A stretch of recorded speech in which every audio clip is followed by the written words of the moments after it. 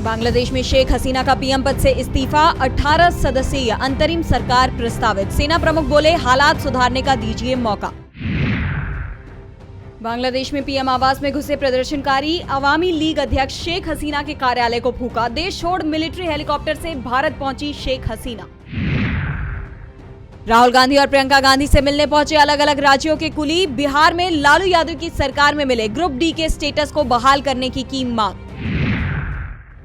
Delhi high court ने खारिज की मुख्यमंत्री अरविंद केजरीवाल की याचिका में सीबीआई की गिरफ्तारी को दी थी चुनौती। कोर्ट ने जमानत के लिए निचली अदालत जाने को कहा। दिल्ली कोचिंग हादसे पर सुप्रीम कोर्ट ने लिया स्वतः संज्ञान। कहा, कोचिंग संस्थान बन चुके हैं डेथ चैम्बर, ये स्टूडेंट्स की जान को खतरे में डाल रहे। केंद्र दिल्ली सरकार को जारी किया नोटिस।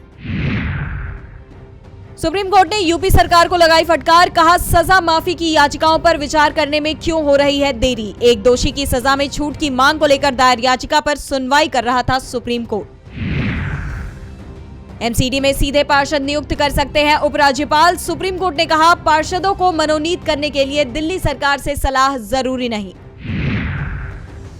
संसद में वायनाड के मुद्दे पर घिरी बीजेपी। कांग्रेस सांसद राजीव शुक्ला का बड़ा बयान। कहा, किसी की आपदा में मदद करने की बजाय उस पर राजनीति करती है बीजेपी।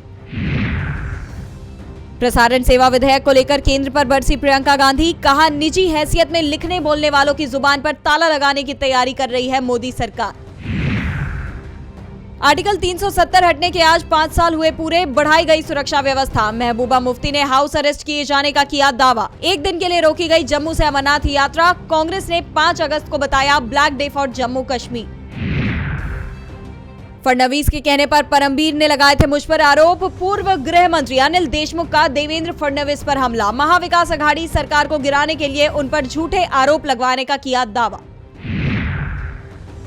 ब्रिटेन में हिंसक प्रदर्शन, 150 से ज्यादा घायल। प्रवासियों का होटल फूंकने की कोशिश। पीएम स्टार्मर बोले, हिंसा में शामिल लोगों को होगा पछताना। शेयर बाजार में भारी गिरावट, 2223 अंकों की गिरावट के साथ 78,759 पर बंद हुआ सेंसेक्स। तो 662 अंकों की गिरावट के साथ 24,055 पर बंद हुआ निफ्टी। पेरिस ओलंपिक 2024 में मेंस सिंगल कैटेगरी के ब्रॉन्ज मेडल के लिए मैच खेलेंगे भारतीय शटलर लक्ष्य सेन। शाम 6 बजे से शुरू होगा मुकाबला।